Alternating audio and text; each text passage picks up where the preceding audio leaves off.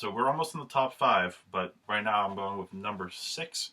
And I'm curious, I don't know if you follow a lot of music review YouTubers at all. I do follow quite a few. Okay, so I'm curious if you know this one. So it's weird. This one is probably one of my least mainstream ones, but at the same time, it seems like it's made everyone's like top 10 and sometimes number 1 of the year. And this is Spanish love songs with brave faces. Everyone. I have heard numerous things about this album. Okay, and they're all right. I first heard about this from Crash Thompson, who does like a lot more eclectic of nature. I heard them from Rocked originally. So, just lyrically, this is the most in tune with 2020 and also just the last 4 years that I've heard ever. Lyrically, this album hits you over the head so hard with the feels of just like everything. If I'm mistaken, it came out during quarantine and they wrote this for quarantine. No. So really? That's the thing. They wrote this in 2019 and it came out right during quarantine. And that's the thing, because so much of what's been going on in the country, we can't necessarily just say came from 2020. They were just taking the vibe of everything that's been going on. And it is the brutalest pop punk that I've heard all year. Now, why it's not as high as, say, I should put it, because just musically, it doesn't always hit me. You know, with pop punk, there's only so much that you can potentially do to make it sound unique. And there's a lot of songs that have very similar vibes. What keeps you going is those lyrics. There's a great line that's so brutal. It's like, if we burn this house down, we can finally afford some heat.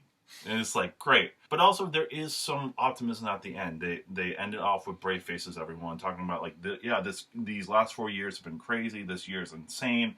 But you know what? We can get through this as everyone else has. You know, if you're looking for the most poignant way of describing the last 4 years, this is the best way of doing it. Yeah, I've heard so much about this album. It's definitely something that I've been meaning to check out. I just haven't got around to it. I do enjoy some pop punk, so hopefully this will kind of scratch that itch for me. I would say just make sure that you're not like in a bad state, because there's a lot of just like really... I love heavy subject matter. My number 6 is an album and a band that kind of not really come out of nowhere. They've been around for a while, but they're finally kind of getting some mainstream love from album reviewers and critics alike. And forgive me, this is going to be a tough album title to pronounce. Okay. I think you know where I'm going with this. Maybe. Number 6 is The Ocean with Phanerozoic 2, Mesozoic, and Cenozoic. Yep. Phanerozoic 1 a couple years ago was brutal, heavy, crushing, soaring, beautiful, just everything melded together into one awesome package. And when we found out there was going to be a 2-part, we were extremely excited.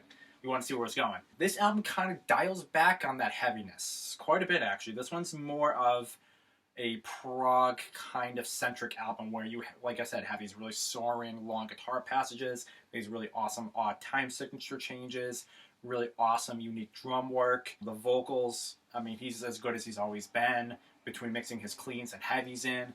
And the one thing that I've always loved about The Ocean that no band does is they include an instrumental track of each song in the album, which sometimes is better than the original song itself. And this album, it's been a repeat for me. It is awesome. Do I like it better than the first one? I'm not sure yet. They're both different albums. They offer different perspectives, but there's just kind of this beauty in this story that they tell. Not even through like the lyrics, just like the music. It takes you on this journey and kind of puts you into the music itself. Okay, yeah, so this is one I checked. This one was ranked high on a lot of websites, and I can see why. I am a late bloomer when it comes to The Ocean. I've only heard, I think, their last 2 albums. Also something that you probably should mention, because they are a very interesting band in terms of most of their albums have a set theme, and this one has literally been going through all of the different geological eras of Earth. It's so creative, and the music kind of almost puts you feel like that you're actually there. The music fits the theme extremely well. This one just missed my honorable mentions, and this just goes to show how solid this year was.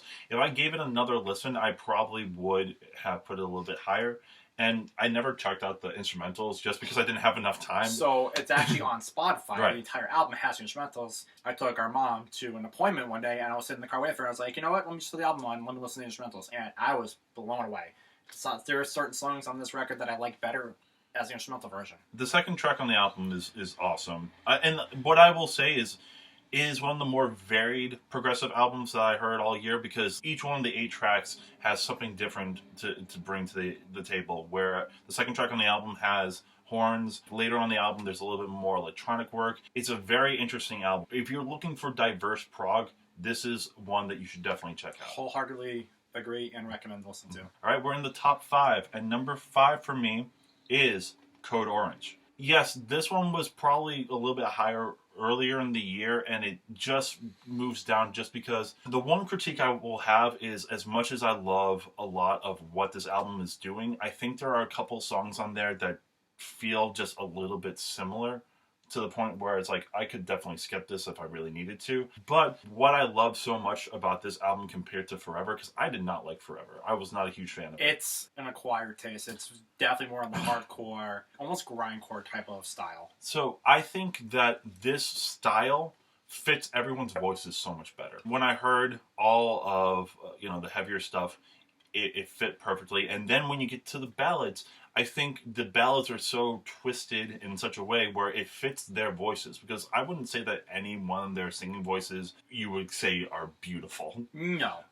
They have grit to them. And these songs, Sulfur Surrounding, Autumn and Carbine, A Sliver, which I also think is a super awesome song. That is a great track.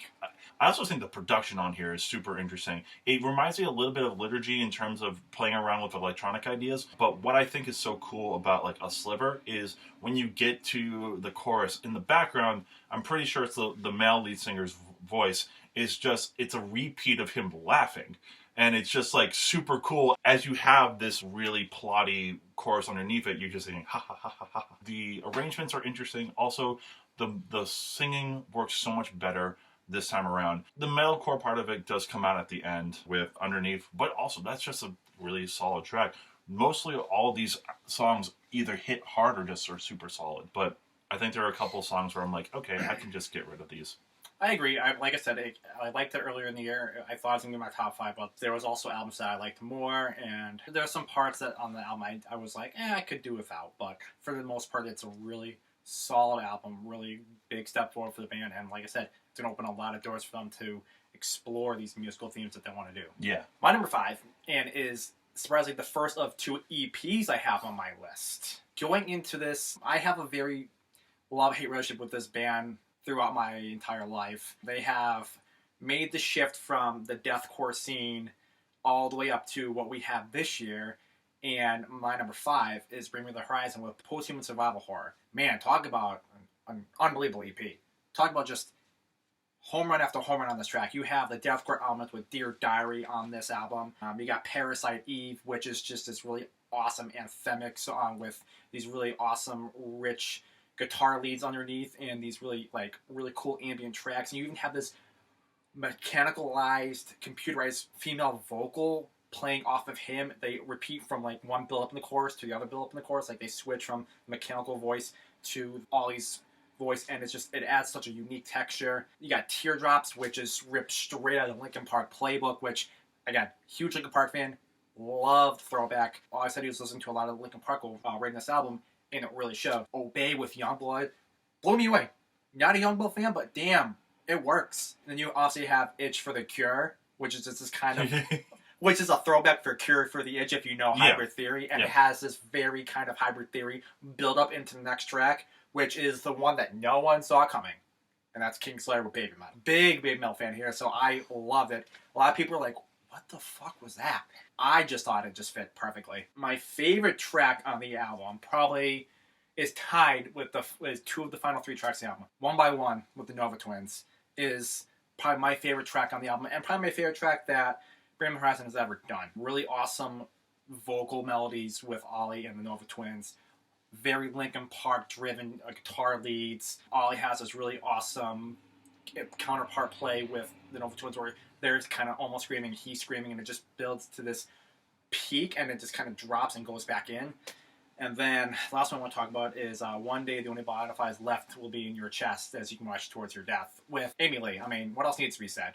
Amy Lee is outstanding on this track. She changed her singing style to kind of like have this really like drawn out kind of airy feel to it. The song is a love letter to the earth, basically what it's supposed to be. And her and Ollie together, just when they harmonize, is awesome, and it's really an incredible way to close a very surprising EP, and one that has been a repeat for me for months now, ever since it dropped. You also didn't mention another song on there that I super enjoy, and I know it's I mentioned the one song that he's going to mention. Ludens? Yep.